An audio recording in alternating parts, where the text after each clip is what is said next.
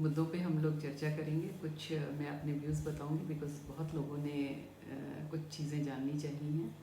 तो उसमें सबसे पहले हम बात करेंगे इम्यूनिटी की। आप सब लोग इम्यूनिटी के लिए आजकल बहुत कोशिश कर रहे हैं। तो पहली बात तो मैं आयुर्वेद के हिसाब से बताना चाहूँगी कि आयुर्वेद के हिसाब से इस तरह से इम्यूनिटी बढ़ाने का कोई शॉर्टकट नहीं है। आप जो सड़क के किनारे खड़े होकर दो चार गिलास काढ़े का पी के अगर सोचते हैं कि इम्यूनिटी बढ़ गई, अब मैं कुछ भी कर सकता हूँ, अब कोई प्रोटोकॉल फॉलो नहीं करनी, तो ऐसी गलती बिल्कुल भी मत करिए। और अगर आप इस तरह से काढ़े घर में भी बना के पी रहे हैं तो आपको बहुत केयरफुल रहना है। ये आयुर्वेदा बिल्कुल नहीं है। ये आपके घर के नुस्खे हो सकते हैं पर ये आपकी इम्यूनिटी को नहीं बढ़ाएंगे।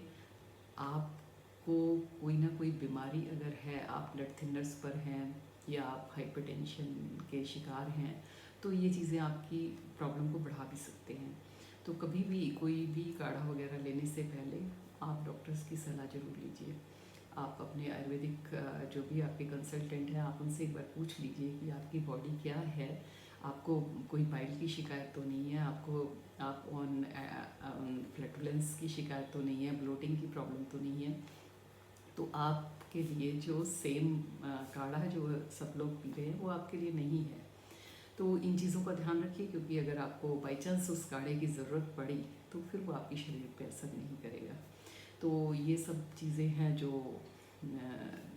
आपको ध्यान में रखनी है। दूसरी चीज़, बहुत सारे लोग अभी कोरोनिल और श्वासाहारी के बारे में पूछ रहे हैं।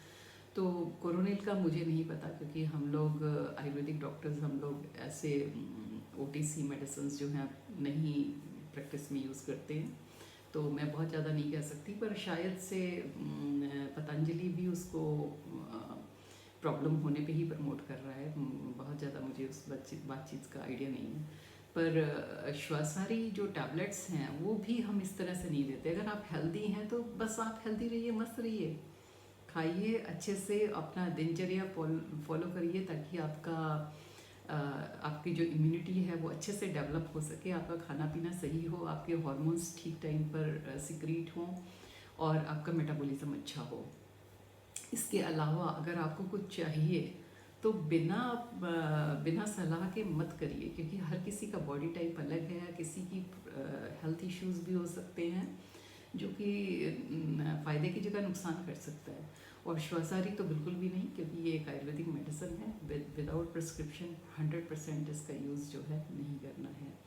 इसमें बहुत सारी ऐसी चीज़ें हैं जो हम एक बहुत कम टाइम के लिए देते हैं और किसी किसी कंडीशंस में देते हैं।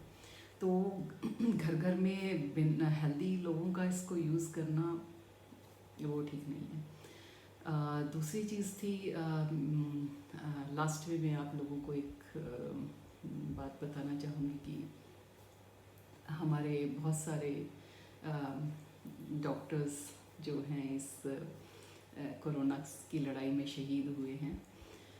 तो कुछ सुनने में ऐसा आया है कि बहुत सारे लोगों ने कुछ ऐसे बयान किया है कि वैक्सीन लेने के बाद भी आप मर गए। ये इस तरह की छींटाकसी जो है वो बहुत लो ग्रेड है। वो किसी भी सूरत में आप उसको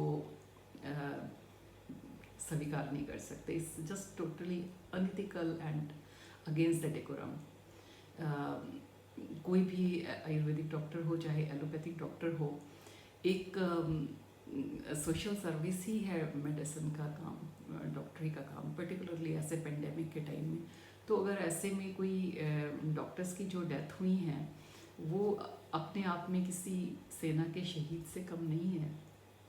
वहाँ पे भी आप जान बचाते हुए लोगों की जान के लिए अपनी जान दे रहे हैं। यहाँ पे भी ऐसा ही हुआ है।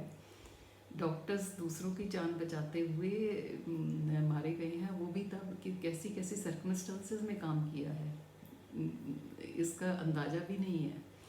तो इस तरह के शब्दों का यूज़ करना, असभ्य भाषा किसी भी प्रोफेशनल को शोभा नहीं देती, चाहे वो आयुर्वेद हो चाहे वो एलोपैथी हो। तो आज के लिए इतना ही। आप लोग हेल्दी रहिए, स्वस्थ रहिए, खाएं पिएं और मस्त रहें। और बहुत ज़्यादा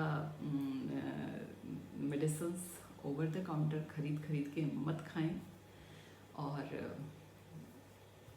भगवान से दुआ करिए कि ये जल्दी से समाप्त हो जाए और हम लोग शांति से दोबारा नॉर्मल जीवन जो है व्यतीत कर सकें।